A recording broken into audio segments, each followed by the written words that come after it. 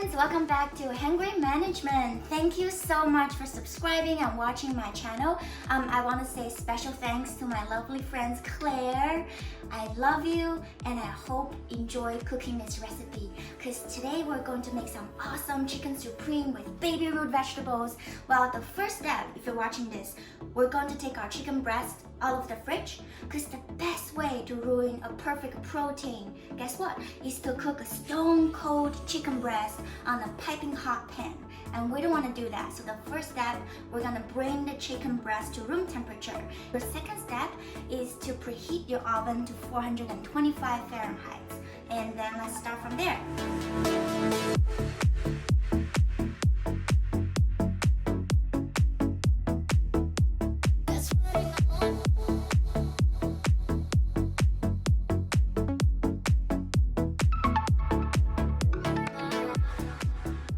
And next, I would love to introduce you the root vegetable that we're using today. As you can see, we got some baby carrots, some baby turnips. You can also use baby beets. Well, for root baby vegetables, do not peel it. Usually, I'll just use a toothbrush and just brush off the dirt because all the flavors is in the peel. You don't want to ruin the baby vegetable by peeling it, but unfortunately the carrots that I got from the store, they're already peeled. But if you're cooking at home, do not peel your baby root vegetables. And next, we have some herbs that we'll be using for roasting the baby root vegetable. I got some Italian flat leaf parsley. I want to do some experiments by adding some cilantros, and we'll also be using some rosemary and thyme. Well, you also have to use a baking tray.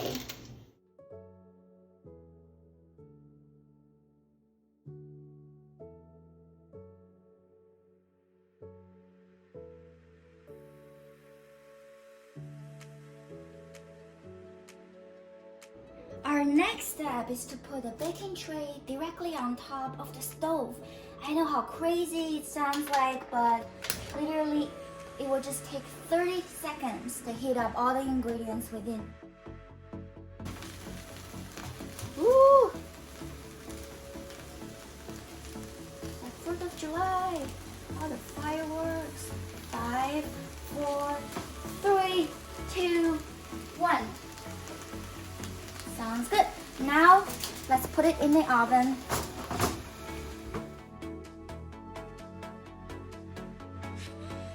And then you can set a timer for 40 minutes. Our next step is to sear the chicken breast. I want to make sure the cast iron pan is piping hot before we drop any meat on it. And I'm using a grapeseed oil instead of olive oil, as this oil won't get burnt easily compared to the olive oil. And we're going to heat it up at a very high temperature so you can hear the sizzling sound when you drop the chicken breast in. And skin side down. When I lay my protein, I always put it away from me so you have oil splash coming towards you. It's not directly against you, but away from you. So we're doing testing. I can hear the sound, so I know the temperature is good to go. Another one. And wash your hands. And seriously, the most important step is to leave it there. Do not touch it. And leave it for at least 1 to 2 minutes. While the chicken breast is cooking, the thing you can do is to get some of the herbs and garlic ready. You don't need to peel the garlic. All you need to do is to crush it. And boom, drop it in a pan. So after 1 or 2 minutes, that's when we start to flip the chicken breast around.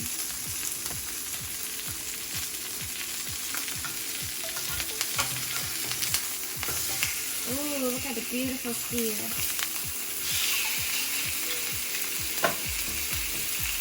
And next you're gonna drop a 1 tablespoon of butter in the pan.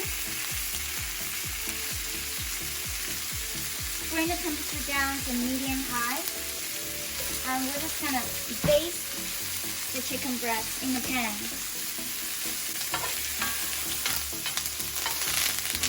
Smells incredible right now. Another technique you can use is to sear the side by tilting the pan on the side and to sear it that way.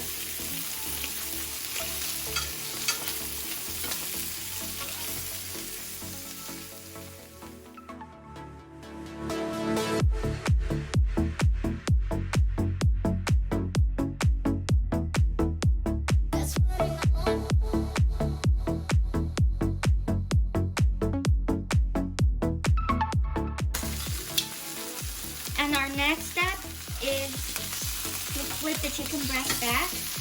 Make sure the skin side down.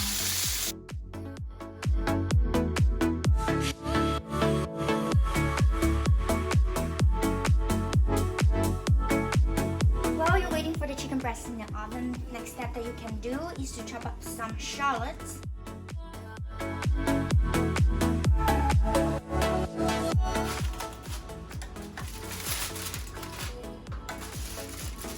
Ooh, look at this.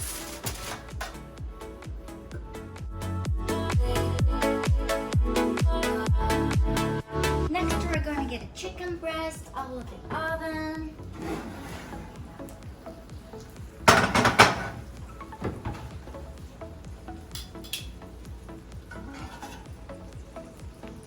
God, look at this.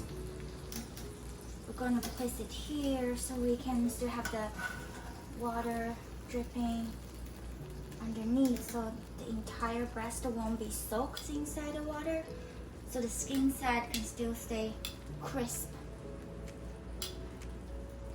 Next, we're gonna make an amazing pan sauce, the supreme sauce to go with the chicken breast. Your next step is to drain off the excess butter in the pan, because we're going to put in some fresh butter for the pan sauce. So take a look at my pan first. I have a lot of chicken skin left, and this is the best part that we're going to use for this pan sauce. I'm going to use some fresh butter.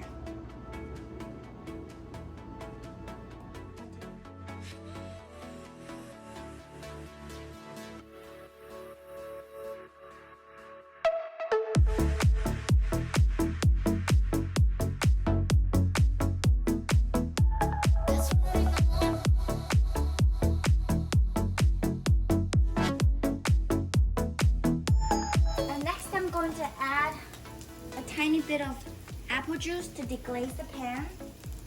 I know Gordon Ramsay uses brandy in the video. I don't have that, so apple juice is a nice substitute.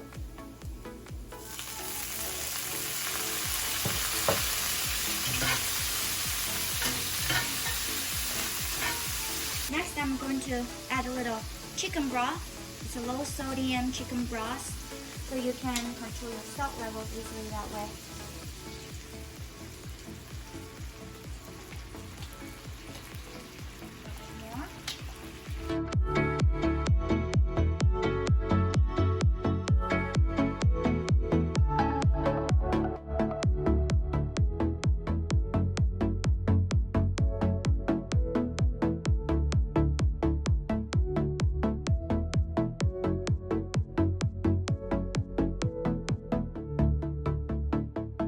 You're going to just use your spoon to press down all the ingredients in the sift. The garlic and the shallots almost feels like a puree right now.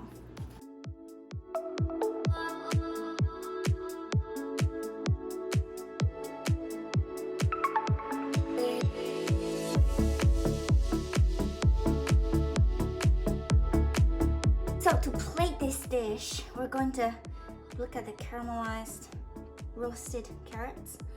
We're going to cut it, plate it like this.